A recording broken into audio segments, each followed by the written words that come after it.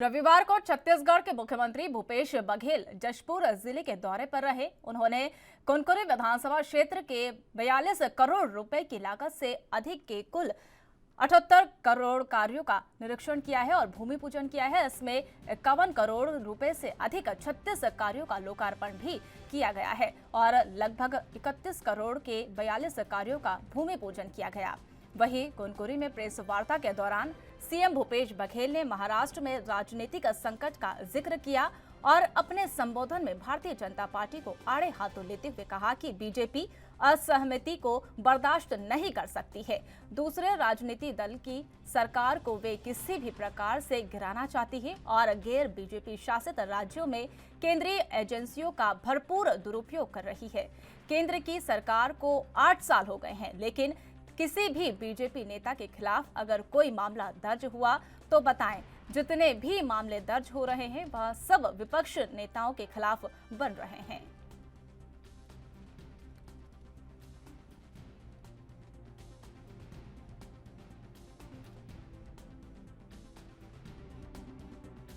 जशपुर जो जिला है उसमें पर्यटन की भी बहुत संभावनाएं हैं और बायोडाइवर्सिटी के बहुत से आपको ऐसी चीज़ें मिलेगी जो हिमालय और हिमालय की तराई में जो मिलता है वो सब चीज़ आपके जशपुर ज़िले में दिखाई पड़ता है। उन सब चीज़ों को सहेजने की ज़रूरत है। दूसरा, जितने भी वनौषधि है उसका व्यवसायीकरण किया जाना चाहिए जिससे ग्रामीण जनों को उसका लाभ हो।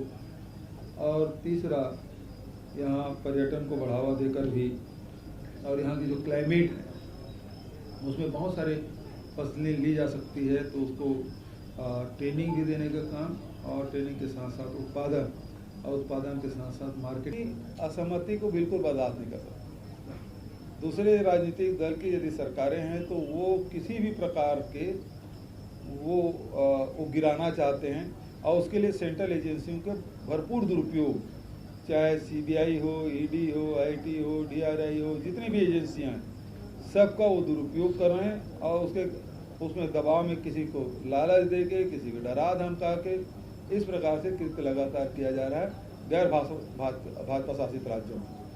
आज 8 साल हो गए केंद्र में एनडीए की सरकार, मोदी जी के सरकार बने, एक भी भारतीय जनता पार्टी के नेता के खिलाफ कोई केस हो तो बता दो।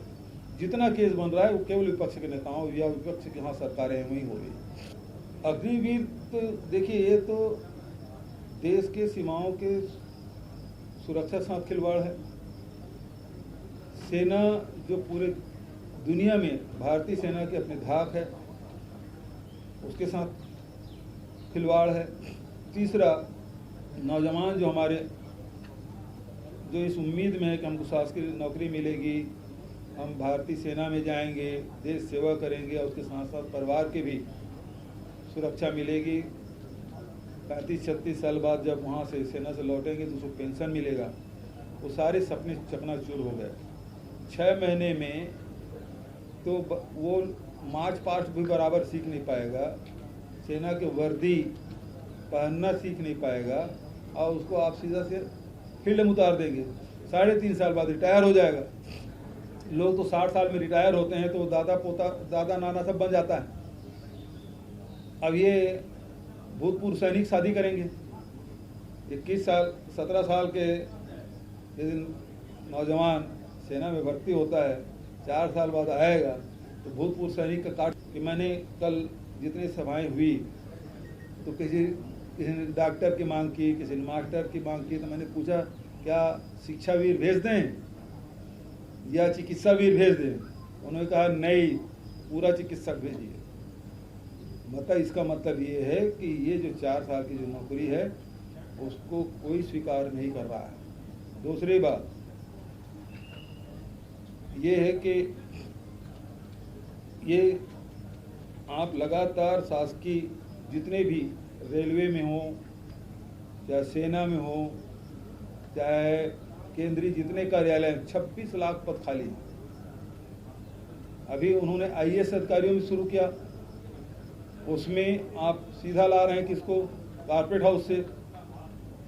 कोई आरक्षण का पालन नहीं हो रहा है, सीधा उसको भर रहे हैं। अभी खट्टर जी बयान दिए कि हम जो अग्निवीर आएंगे सबको हम शासकीय सेवक में रखेंगे। तो सबसे पहले सवाल यह है कि भूतपूर्व सैनिकों को आज तक कितना रखें?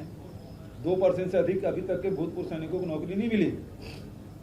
तब ये 100% रखने की बात कर रहे हैं। 100% रखेंगे मतलब इसका मतलब आरक्षण का पालन आप नहीं करेंगे।